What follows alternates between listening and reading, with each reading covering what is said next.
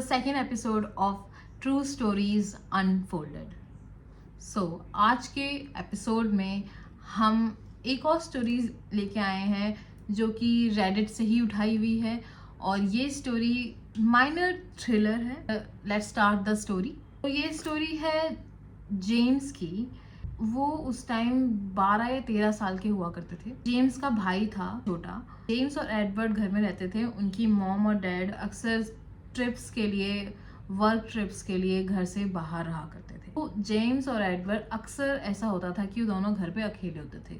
एक दिन की बात है कि जेम्स जो है वो फर्स्ट फ्लोर पे था. एडवर्ड जो था उसका छोटा भाई वो ग्राउंड फ्लोर पे बैठ के टीवी देख रहा था. जेम्स अपने रूम में था और उनके पास एक डॉग था. जेम्स अंदर बैठ के अपना कुछ भी लैपटॉप पे लगे हुए थे, मूवीज देख रहे थे. अचानक से क्या हुआ, जो जेम्स के डोर के बाहर उनका डॉग बैठा हुआ था वो जोर से भौंकने लगा. अपने नाखूनों से जोर जोर से स्क्रैचेस करने लगा और इसके अलावा बहुत ज़्यादा शोर मचाने लगा अचानक से. तो जेम्स को लगा कि क्या हो गया उसके डॉग को. तो वो वहाँ से उठा और वो बाहर जा ही रहा था अपने रूम से देखने के लिए कि उनकी डॉग को हुआ क्या है. तो जब वो अपने डोर से बाहर जा रहा था तो उसे आवाज़ आई जेम्स को कि वो what a little sweet girl, that's the girl, S kind like someone is appreciating the dog. ऐसी उसे आवाज़ आई. तो जेम्स जानता था कि ये आवाज़ काफ़ी भारी थी और उसके छोटे भाई की आवाज़ नहीं थी. तो उसे लगा कि शायद से कोई और आया होगा या फिर उसके शायद से डैड आ गए होंगे. जेम्स अपने डोर से बाहर निकला और उसने बोला यू कम अर्ली टुडे, मतलब आप आज जल्दी आ गए. ये सोच के कि उसके डैड बाहर होंगे, बट उसके डैड वहाँ नहीं थे. और उनकी जो डॉग थी वो एक एम्प्टी स्पेस में थ्रू द हॉलवे, जो फर्स्ट फ्लोर का हॉलवे था वहाँ पे एम्प्टी स्पेस में उनकी डॉग देख रही थी और अपनी टेल वैग कर रही थी.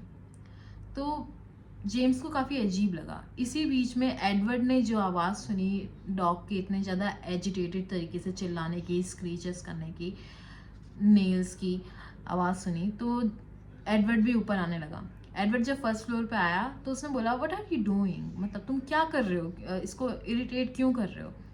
तो एडवर्ड ने जब ऐसा बोला तो जेम्स बोला उससे कि मैंने कुछ नहीं किया. Did you hear some voices, तुमने कोई आवाज़ें सुनी अभी थोड़ी देर पहले. उसने कहा हाँ मुझे लगा कि तुम बात कर रहे हो, तुम इसे बोल रहे थे what a good girl, that's the girl करके. तो उसने बोला दैट वाज नॉट मी, मैं नहीं था, मुझे लगा तुम होंगे या फिर शायद से डैड आ गए होंगे, मॉम आ गई होंगी. तो जेम्स और एडवर्ड ने दोनों ने एडमिट किया कि उन लोगों ने वो आवाज़ उस दिन सुनी थी अपने घर के अंदर, और उन दोनों को ही मालूम नहीं था कि आवाज़ आ कहाँ से रही थी और क्या उनने जो आवाज़ सुनी थी वो किसी इंट्रूडर की थी जो कि उनके घर के अंदर था.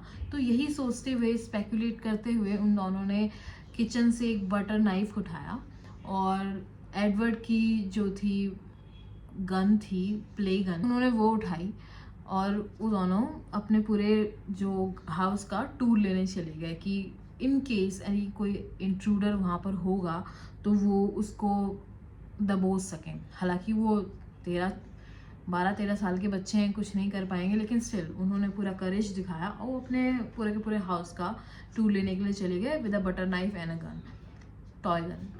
सो जब उन्होंने पूरा का पूरा टूर किया तो उन्हें कोई नज़र नहीं आया वहाँ पे. उसके बाद वो थोड़ा सा सहम गए थे.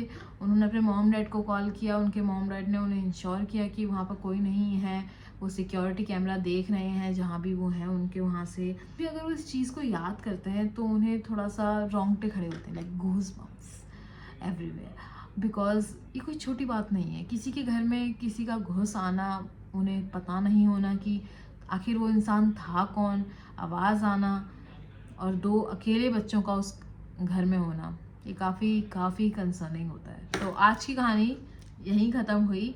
नेक्स्ट कहानी सुनने के लिए subscribe my channel and I will meet you again with a new story and hope it's going to be a scary story. Thank you for watching. Have a nice day.